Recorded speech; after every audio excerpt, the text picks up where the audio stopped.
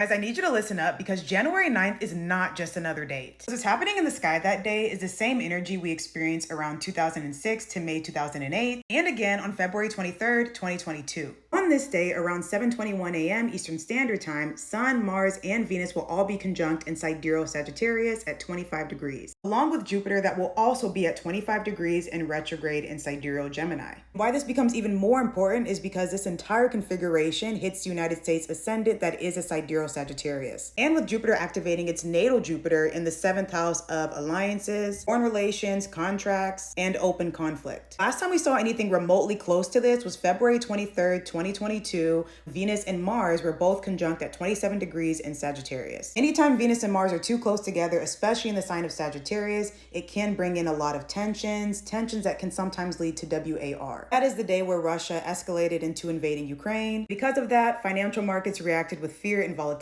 making the stock market drop, and public trust, justice systems, and leadership narratives were under intense scrutiny. The second thing that's happening right now that is a repeat from 2006 to May of 2008 is the United States moon is going through its nodal return. I'm sure all of us know that around that time, the housing market reached its breaking point, Bear Stearns banking company collapsed, and the Lehman Brothers went bankrupt. Because that nodal energy is active again from now up until December of 2026, we can see some similar themes playing out. So what I can see surfacing on January 9th is there may be some sort of financial announcement or some sudden reaction happening in the stock market. Could be some leadership decisions made under public pressure, shifts in foreign relations, contracts, or alliances, or some media narrative being flipped or some truth being exposed. Let me make it clear that this energy is not to scare you, it is to wake you up. So here are my do's and don'ts for that day. First thing you should do is stay grounded and fact check before reacting. Communicate clearly in partnerships and negotiations. Observe patterns instead of rushing decisions. And absolutely don't panic or spiral out of fear. Make impulsive financial or legal moves. And 3, don't let collective chaos hijack your emotional state. Comment down below what headlines or shifts you think we'll be talking about after January 9th. Save this video and come back to compare. Remember to follow me for more content.